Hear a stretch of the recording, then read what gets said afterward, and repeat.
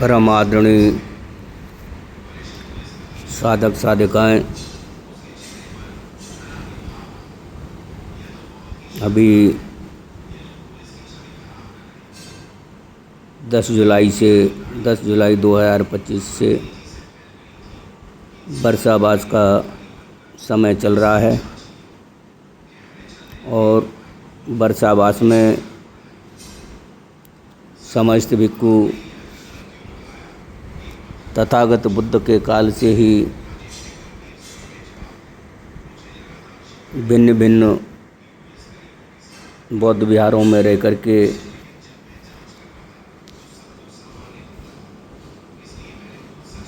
वहाँ पर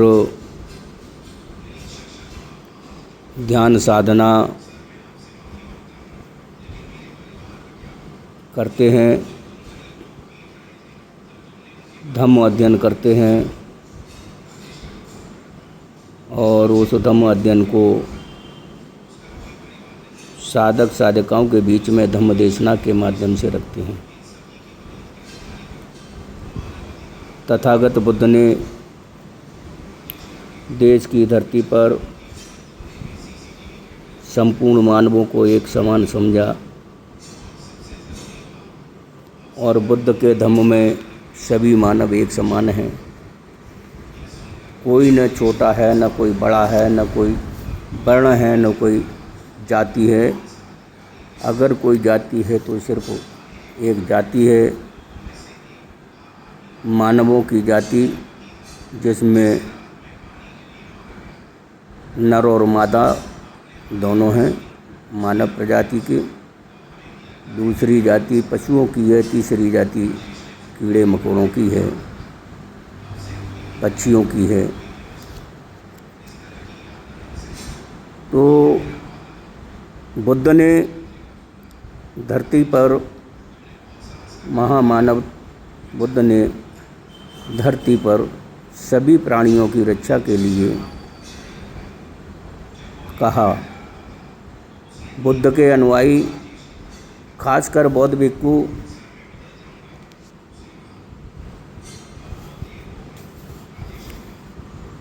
दो 227 नियमों से बंधे होते हैं। उन 227 नियमों के विरुद्ध कोई भिक्खु नहीं जा सकता है।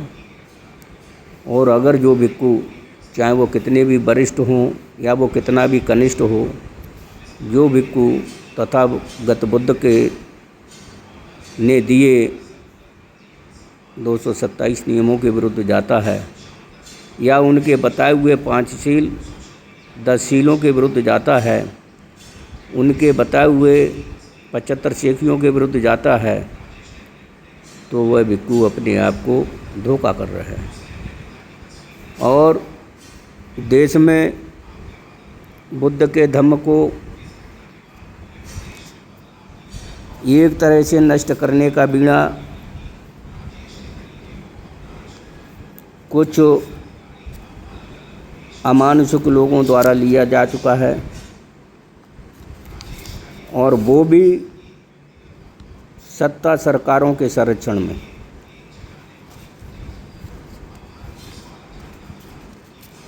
सम्राट अशोक के द्वारा बनाए गए 84,000 स्तूप, विहार,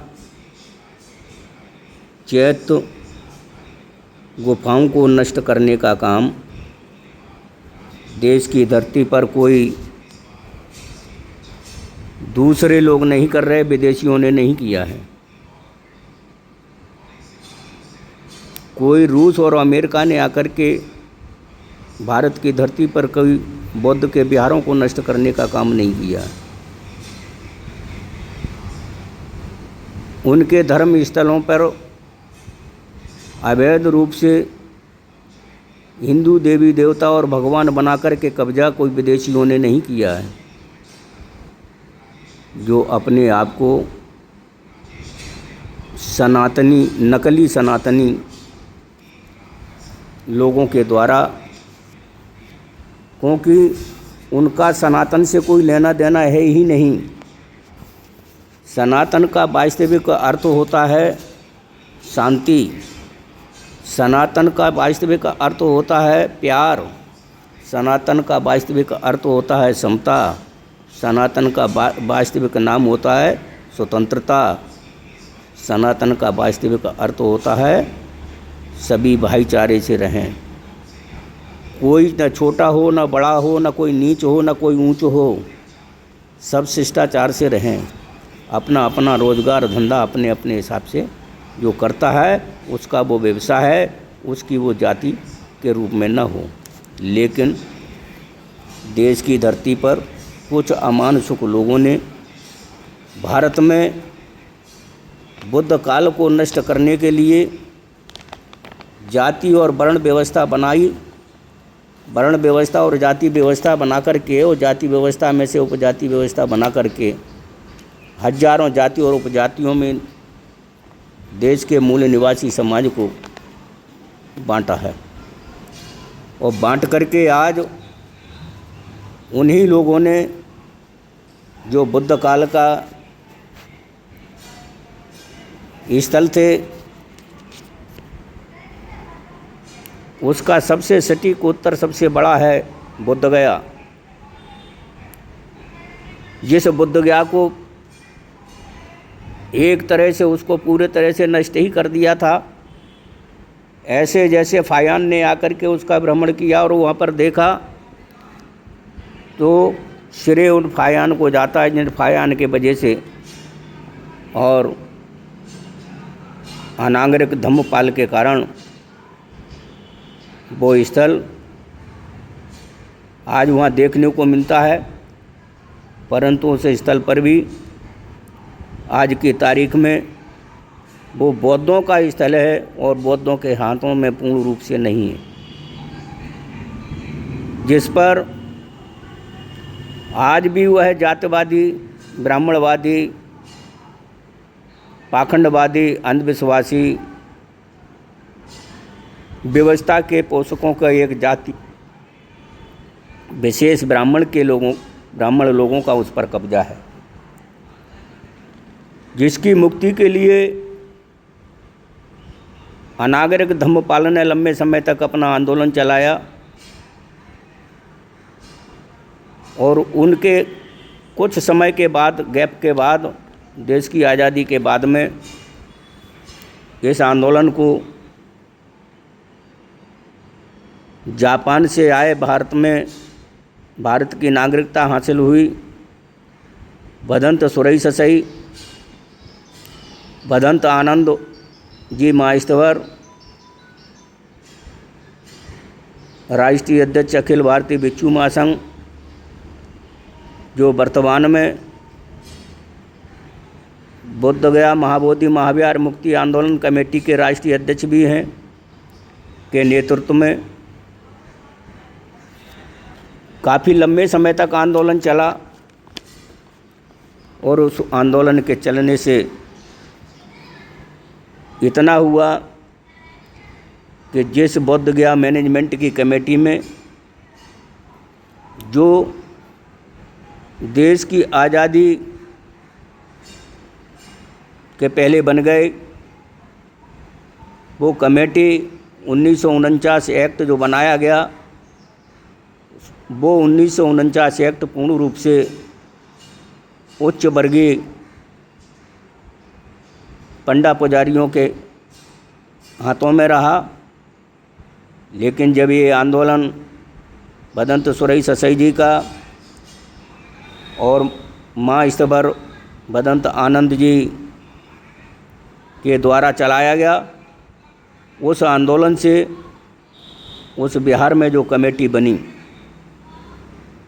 मैनेजमेंट कमेटी जो बनी, एक्ट तो नहीं हटा लेकिन मैनेजमेंट कमेटी बनी, उस मैनेजमेंट कमेटी में 4 मेंबर बौद्ध और 4 हिंदू और 1 कलेक्टर जो हिंदू ही होगा उस समय, ऐसा कमेटी बना दी गई। और उसमें 4 में से 1 सेक्रेटरी बौद्धों का बनाए गए, जो बौद्ध भंते बनाए गए, जिन भंते का नाम है प्रज्ञाशील, भदंत प्रज्ञाशील जी माथेरो।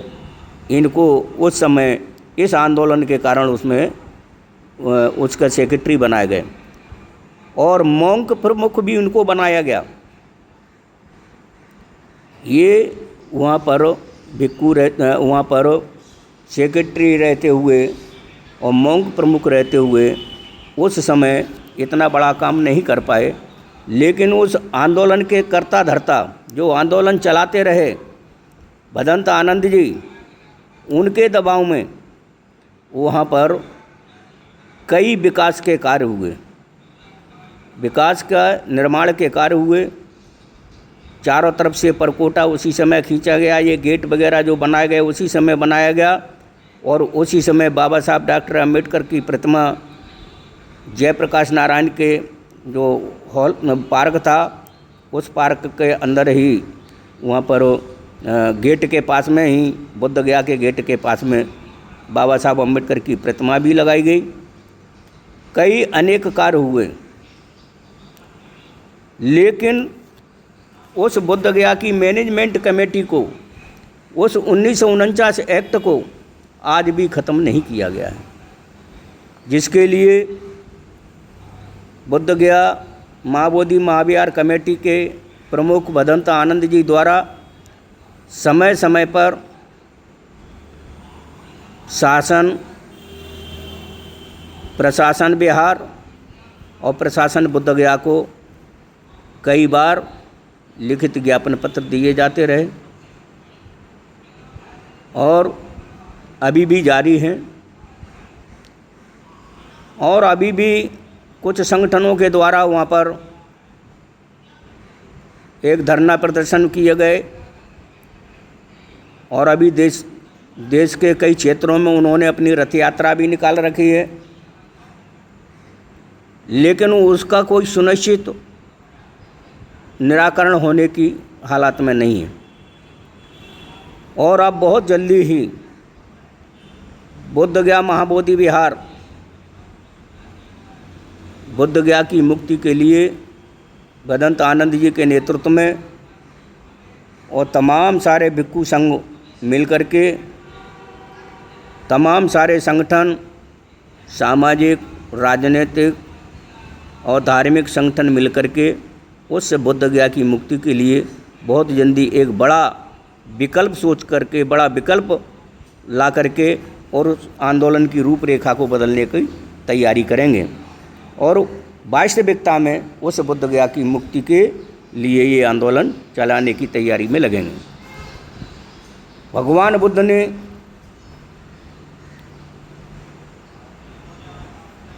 कभी भी किसी को छोटा बड़ा नहीं समझा और किसी को भी ब्राह्मण जाति के नाम से नहीं समझा। भगवान बुद्ध ने कहा, न चाहा ब्राह्मण ब्रूमि ओनिजंग मत संभवं मोवादी नाम सो होती सच होती संकिचनो अंकिचनं अनादनं तमह ब्रूमि ब्राह्मणं। यानी भगवान बुद्ध कहते हैं, माता की योनि से पैदा होने के कारण मैं किसी को ब्राह्मण नहीं कहता। यदि वह धन से संपन्न है तो वह भोगवादी है, अर्थात वह भोगवादी है, वह भोगेश्वर परायणवादी है।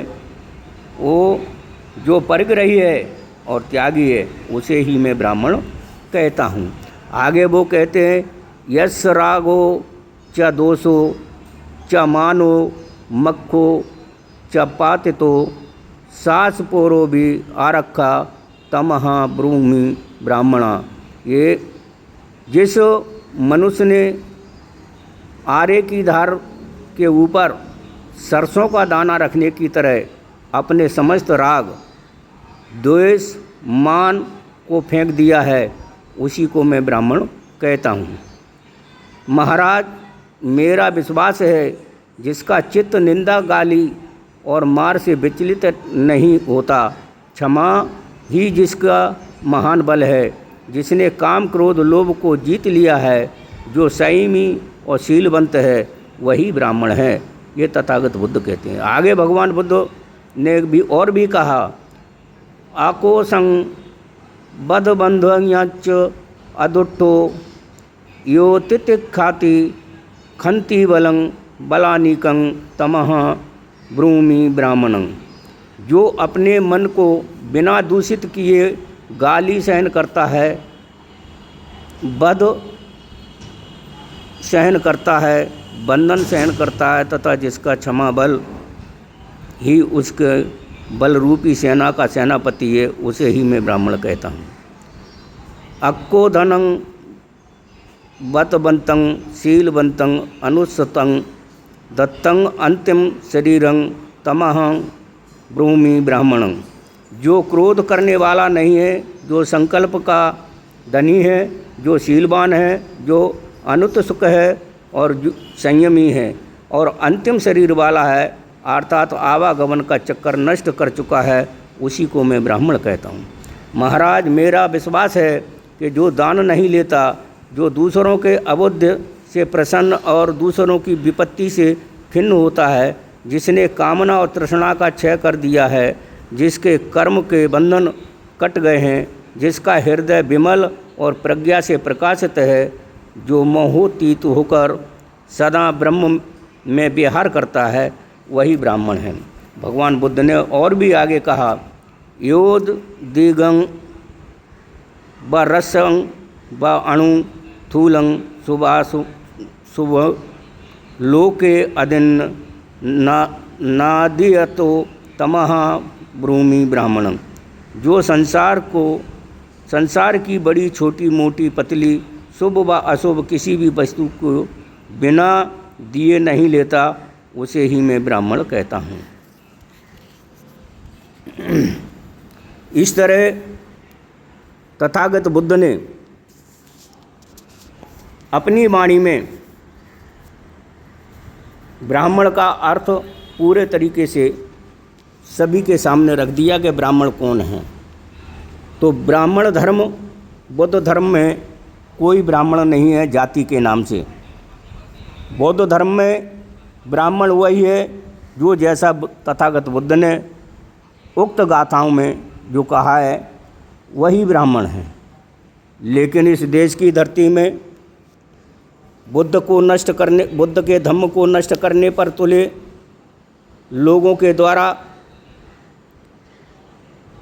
जो भारत कभी बुद्ध के काल में सोने की चिड़िया कहा जाता था, जिस भारत को ये लोग कहते थे कि भारत में दूध की नदियाँ बहती हैं, उस स्वर्ण काल को इन्होंने नष्ट करके जातियों और उपजातियों में बांटकर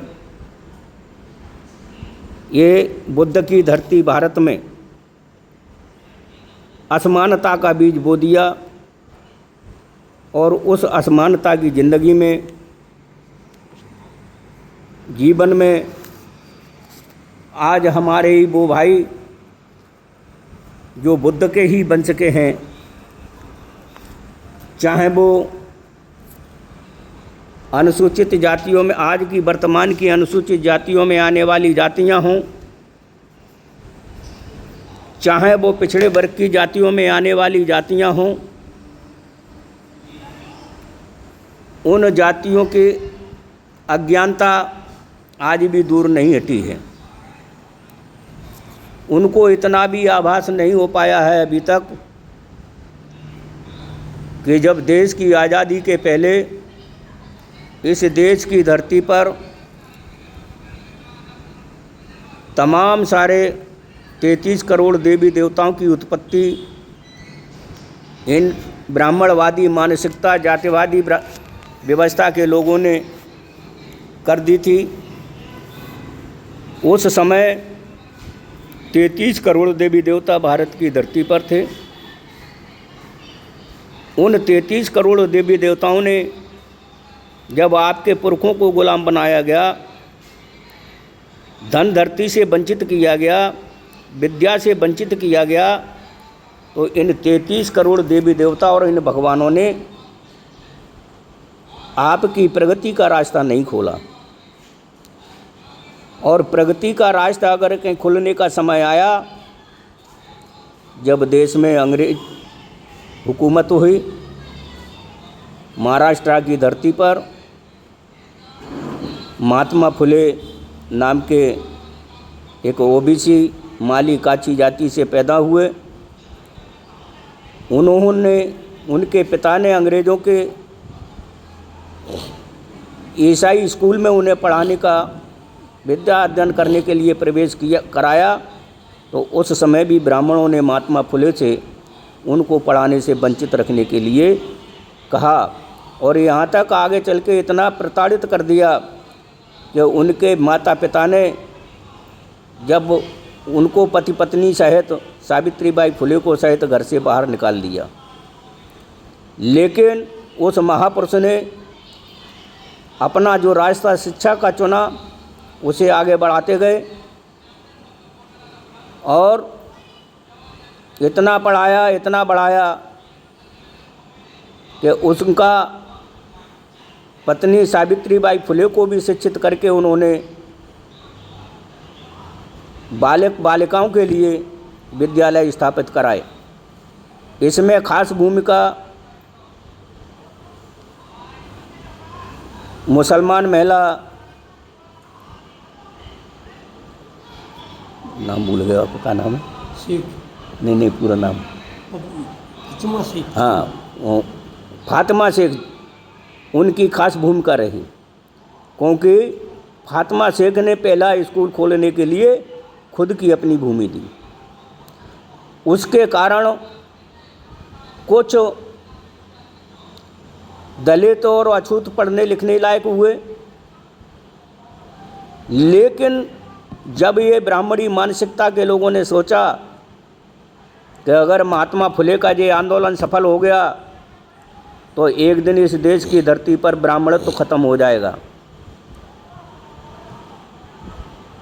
और महाराष्ट्र के पूना में महात्मा फुले के शिक्षा के आंदोलन को दबाने के लिए बाल गंगाधर तिलक जैसे ब्राह्मण ने, पंडित बाल गंगाधर तिलक ने वहाँ पे प्रथम बार गणेश की प्रतिमा को स्थापित किया। वो चीज़ आज भी हमारी पिछड़ी जाति के भाइयों के दिमाग में पैदा नहीं हो पाई है। वो बात अभी तक हमारे अनुसूचित जाति और जनजाति की तमाम उपजातियों के लोगों में अभी तक पूर्ण रूप से पैदा नहीं हो पाई है कि ये गणपति क्यों लाए गए। जिस गणपति के कारण तुम्हें शिक्षा से वंचित किया गया, जिस दुर्गा के कारण तुम्हें शिक्षा से वंचित किया गया, अगर यही गणपति आपका उत्थान कर रहे हैं और आने वाली दुर्गा ही यही आपका उत्थान करती हैं, तो फिर देश की आज़ादी के पहले क्या ये गणपति नहीं थे? क्या ये दुर्गा नहीं थी? अगर ये दुर्गा उस समय थी तो फिर बहुसंख्यक, अनुसूचित जाति, जनजाति, पिछड़ा वर्ग, धार्मिक अल्पसंख्यक समाज के लोगों को शिक्षा से वंचित क्यों किया गया? क्यों इनके साथ जातिवाद का भेदभाव किया गया? और आज भी जातिवाद का भेदभाव जारी है, असमानता आज भी जारी है। तमाम पंचायतों के चुने हुए प्रतिनिधि जिनको 15 अगस्त 26 जनवरी को झंडा फहराने नहीं दिया जाता है, वह राष्ट्रीय ध्वज नहीं फहराने दिया जाता है, उनके रहते हुए वहाँ का जमींदार जागीरदार झंडा फहरा देगा, लेकिन वो सरपंच नहीं फहरा सकता है, वो जनपद नहीं पहना सकता है, वो जनपद अध्यक्ष नहीं फहरा सकता है। इतना बड़ा जातिवाद आज भी सारे देश की धरती पर है। इससे कौन बचेगा? कैसे बचेगा? क्या हम वही ब्राह्मणी व्यवस्था में पलकर, उस ब्राह्मणी व्यवस्था में खड़े रहकर अपने समाज का, अपना भला कर सकते हैं? जो लोग ये सोचते हैं कि हम उनकी गुलामी करके भला कर लेंगे, तो तुम्हारी तो औकात क्या है? बाबा साहब अम्बेडकर के कारण भारतीय संविधान में जो रिजर्वेशन दिया, उस रिजर्वेशन के कारण तुम्हारे द्वारा चुना हुआ जनपद में जनपद का अध्यक्ष, ग्राम पंचायत का सरपंच झंडा नहीं फहरा सकता है, आपने जिसको विधानसभा में चुन के भेजा वो विधायक आपकी विधानसभा में आवाज़ नहीं उठा सकता है, चाहे वो मंत्री ही क्यों बन जाए, वो आपके हित में कानून नहीं बनवा सकता है। देश की संसद में चुन के जाने वाले सांसद वो उनके मूक दर्शक बनकर बैठे रहते हैं। जब आपका भलाई और आपका हित के लिए वो संसद में आवाज़ नहीं उठा सकते हैं तो फिर आपका भला कैसे होगा। भाई, जिसका कोई धर्म नहीं होता उसका कोई ईमान नहीं होता, जिसका कोई धर्म स्थल नहीं होता उनका कोई ठिकाना नहीं होता। जिनके धर्म ग्रंथ हों और धर्म ग्रंथों को अध्ययन करने वाले और अध्ययन करके उन तक पहुंचाने वाले नहीं हों तो उनका कोई धर्म स्थायी नहीं हो सकता, स्थायित्व तो नहीं वो पैदा कर सकते। तो ऐसा कौन सा धर्म है जो मानवतावादी है? ऐसा कौन सा धर्म है जो समतावादी है? ऐसा कौन सा धर्म है जो मानव को मानव समझता है, कोई छोटा और बड़ा नहीं समझता? ऐसा वो कौन सा धर्म है जिसमें वो अपने जीवन का सर्वांगीण विकास कर सकता है? तो वो धर्म बाबा साहब अम्बेडकर ने चुना। वो धर्म है बौद्ध धर्म। बौद्ध धर्म को बाबा साहब अम्बेडकर ने 14 अक्टूबर 1956 को अपने लाखों अनुयायियों के साथ धारण किया। तब से ईमानदारी से अगर काम किया गया होता तो अभी भारत की धरती पर चंद मुट्ठी भर लोग ही जातवादी होते, सारे का सारा बहुसंख्यक समाज बुद्ध हो गया होता और भारत बुद्धमय हो गया होता। लेकिन अपने निजी स्वार्थों के लिए कुछ राजनेता, कुछ सामाजिक नेता भिन्न भिन्न संगठन बना करके, झंडा बैनर लेकर के गली में कहीं कहाँ अपनी एक आध दो सभा गोष्ठी करके इतश्री कर देते हैं, परंतु उन संगठनों के लोग ही आज तक बौद्ध नहीं बने। तो हमारा उन सभी कर्ता धर्ताओं से जो बुद्धिज्म के नाम से अपना जीवन चला रहे हैं, बाबा साहब डॉक्टर अम्बेडकर के नाम से अपना जीवन चला रहे हैं, महात्मा फुले संत कबीर संत रैदास के नाम से अपना जीवन चला रहे हैं, तो ऐसा उन सभी से हमारा निवेदन है कि वो सभी मिलजुल करके, क्योंकि तथागत बुद्ध की बात को ही संत गुरु कबीर ने कहा, संत गुरु रविदास जी ने कहा और उन्हीं की बात को संत गाड़गे ने कहा। जातिवाद का ये प्रत्येक संतों ने विरोध किया है। जब इन प्रत्येक संतों ने जातिवाद का विरोध किया है तो हमें कहाँ खड़ा होना चाहिए?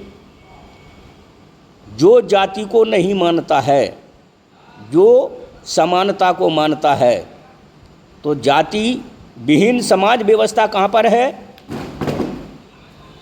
बौद्ध धर्म में। और जाति विहीन समाज की स्थापना के लिए मजबूत स्तंभ कौन है? भारत का संविधान, जो बाबा साहब डॉक्टर अम्बेडकर ने लिखा है।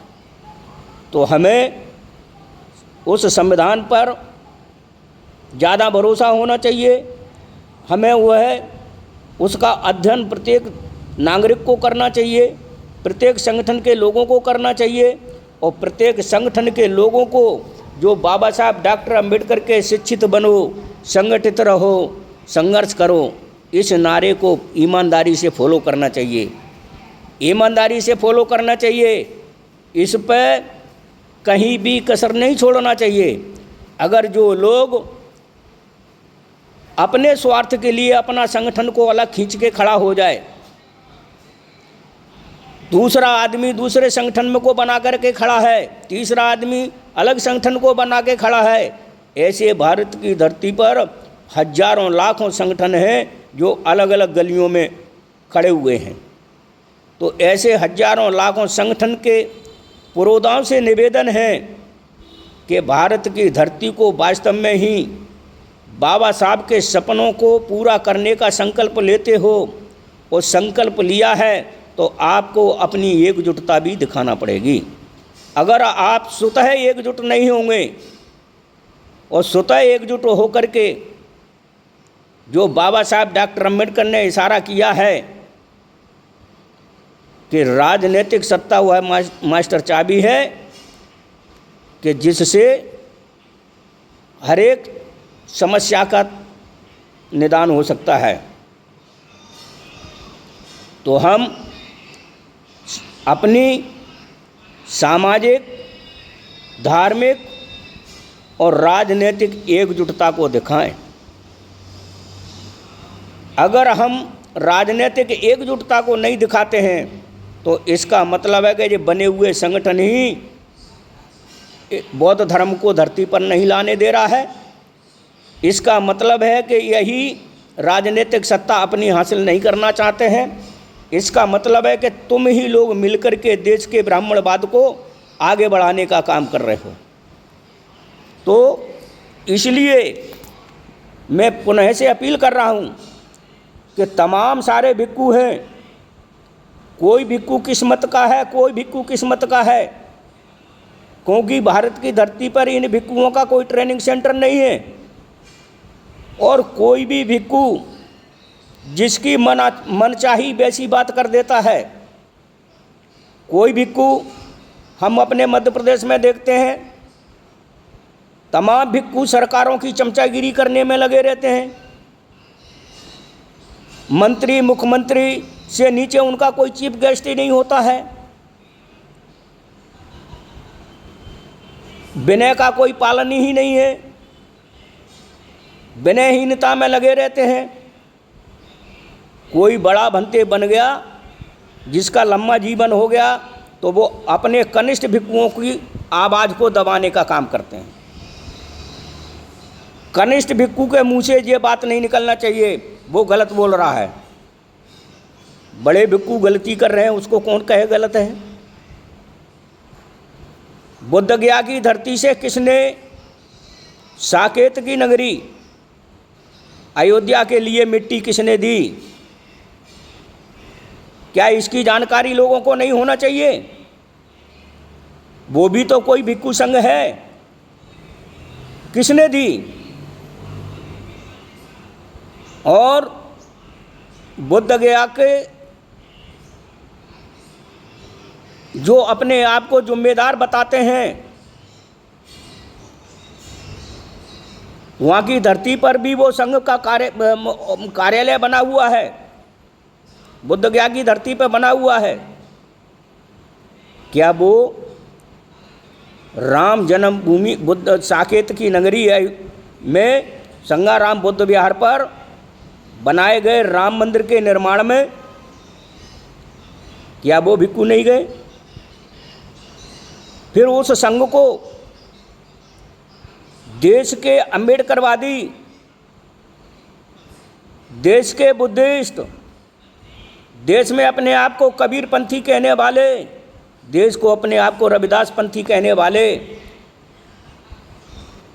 लोगों के दिमाग में, उनकी सोच में, उनकी समझ में ये नहीं आया कि कौन है वो संघ जिसके राष्ट्रीय अध्यक्ष हैं जिसके राष्ट्रीय अध्यक्ष हैं भदंत राहुल मोदी जी, और वो संघ है अखिल भारतीय भिक्षु संघ। अब उस संघ में जो काम करने वाले लोग हैं, उनको क्या हम अम्बेडकरवादी कहें? उनको क्या हम बुद्धिस्ट कहें?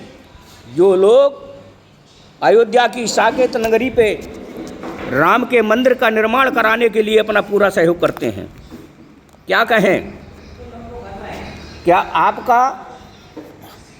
क्या आप उन चीज़ों से सहमत हैं? क्या आप इन चीज़ों से सहमत हैं? ऐसे संघों को आप अपना संघ मानते हैं? और ऐसे संघ के पदाधिकारी, कार्यकर्ता बड़े ठसक में जाके बीचों में जा कर के बोलते हैं कि हम भिक्खु संघ के फलाने अध्यक्ष हैं, हम फलाने सेक्रेटरी हैं। क्या ये समाज की जिम्मेदारी नहीं है कि ऐसे काम करने वालों को तिरस्कृत करें? ऐसे संघ को या तो उनके संघ के पदाधिकारियों को हटवाने में काम करें, चारों तरफ से उनको घेरने का काम किया जाए कि बुद्ध के विपरीत जिस बुद्ध का आपने चीवर पहना है, उस बुद्ध की धरती पर राम के मंदिर को बनवाने में इनका खुला खुला सहयोग रहा है। उसका विरोध कौन करेगा? कौन करेगा उसका विरोध? कौन करेगा? उसका विरोध करने का संकल्प कौन लेगा? क्या ऐसे लोगों को ही आप, ऐसे ही धर्मगुरुओं को आप अपना धर्मगुरु मानते रहेंगे? हम पुष्प मित्र संघ को तो हजारों गालियां हमारे लोग देते हैं, लेकिन वर्तमान में जो पुष्प मित्र संघ भिक्षुओं के नाम से संघ बना करके बैठे हैं, चाहे के.एन. राहुल दिल्ली में बैठे हों, N.K. राहुल है कि के.एन. राहुल है जो भारतीय बौद्ध संघ का अपने आप को राष्ट्रीय अध्यक्ष कहते हैं, जो हमेशा आरएसएस के समर्थन में उतरते हैं। देश में ऐसे लोग चीवरधारी हैं, तो इसलिए हमारा निवेदन है कि बहुसंख्यक तादाद में हमें देश में असमानता को नष्ट करने के लिए अच्छे और साफ स्वच्छ उपासक बने, क्योंकि साफ स्वच्छ उपासकों के बीच में अगर गलत भिक्षु प्रवेश करता है तो उस गलत भिक्षु को वही रोक सकता है जो खुद में साफ और स्वच्छ होगा, वो बुद्ध के सही मार्ग पर चलने वाला होगा। तो ऐसा हमारा आपसे सभी से निवेदन है, अपील है। ये वर्षावास का टाइम चल रहा है, वर्षावास के पीरियड में हम लोग जन जन तक सही बात को पहुंचाएं, गलत चीज़ का विरोध करें, गलत को ना होने दें, क्योंकि अगर गलत हुआ तो ये देश में धम्म के साथ धोखा किया जा रहा है। हमारा सबका नैतिक कर्तव्य है, देर ही सवेरे ही सही, जब चेते तब ही सवेरा है। अब ही समझ लें, अब ही जान लें और गजेटियर बौद्ध बने। एक तरफ हम अपने आप को देश की आबादी में 125 करोड़ से ऊपर अपने आप को बताते हैं, और आज देश की धरती पे हमारी जनसंख्या 80-82 लाख है। तो ये 80-82 लाख क्यों? सरकारों के द्वारा आपका सारे विभागों का प्राइवेटीकरण करके रिजर्वेशन खत्म कर दिया है। सरकारों ने लंबे समय से आपको आरक्षण के कोटे के तहत नौकरियां देना ही बंद कर रखा है एक तरह से।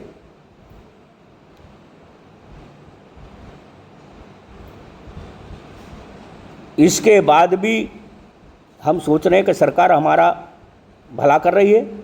भला आपको अपना खुद करना पड़ेगा।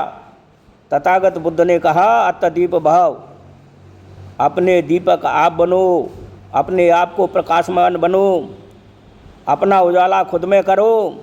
अगर तुम किसी दूसरों के भरोसे पर बैठे रहे तो वो दिन दूर नहीं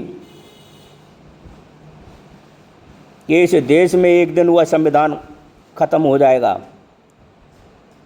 आज संविधान के होते हुए, आज इतनी जागरूकता के होते हुए कुछ लोग संविधान के विरोध में खुलेआम बोलते हैं। बाबा साहब डॉक्टर अंबेडकर का विरोध खुलेआम कर रहे हैं। बाबा साहब डॉक्टर अंबेडकर की प्रतिमाओं को तोड़ा जा रहा है। बाबा साहब डॉक्टर अंबेडकर की प्रतिमाओं को लगाने से रोका जा रहा है। आपके बौद्ध विहारों को बनाने से रोका जाता है। जो मानवता की बात करता है, जहाँ विहार बन जाए और उस विहार में बौद्ध भिक्षु हो, उस क्षेत्र में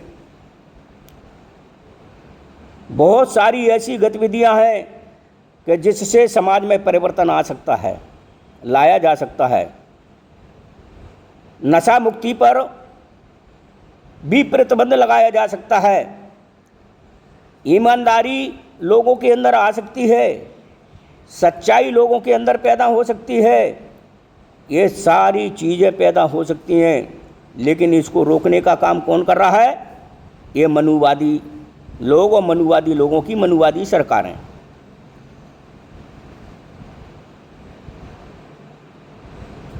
उनके एक पत्थर को रंग के कहीं भी रख दिया जाए, लाल पीला काला बना करके, वहाँ उनका देव स्थान बन जाता है। हमारे बुद्धिस्ट बौद्ध विहार के लिए ज़मीन मांगते हैं, सरकार से मांगते हैं, प्रशासन से मांगते हैं, उनको जगह नहीं दी जा सकती है। और उस सरकार के गुंडे प्राइवेट सरकारी ज़मीन पर अपना हक जमा करके वहाँ पे कॉलोनियाँ काट देते हैं, वहाँ मंदिर बना दिए जाते हैं, मंदिर आम रोड पे बना दिए जाते हैं, विहारों को नष्ट किया जाता है। और उन विहारों में हिंदू भगवानों को स्थापित कर दिया जाता है। जैसे कि सांची, मध्य प्रदेश का सांची जो प्राचीन हेरिटेज है, उसके अंदर हिंदू मंदिर बना दिया गया है। इसके लिए सबसे पहले भिक्खू महासंघ के द्वारा कलेक्टर रायसेन को ज्ञापन दिया गया, भोपाल के कमिश्नर को, रेवेन्यू कमिश्नर को ज्ञापन दिया गया,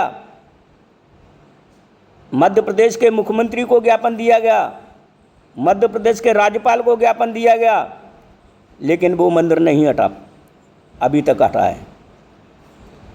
10 वर्ष के अंदर में ही वो मंदिर का निर्माण हो गया है। अभी चेतो, अभी जागो, जगने की ज़रूरत है, सोते रहने की ज़रूरत नहीं है। इस पर अमल करें। जो मेरे द्वारा बातें रखी गई हैं उन पर अमल करें, और अमल करके बहुत जल्दी से जल्दी एकजुट होकर के भारत के धरती पर जहाँ तक भगवान बुद्ध को बुद्धत्व प्राप्त हुआ, उसे ही मुक्त कराना आखिरी लक्ष्य नहीं है। उसकी मुक्ति के बाद में सोमनाथ गुजरात का मंदिर, केदारनाथ का मंदिर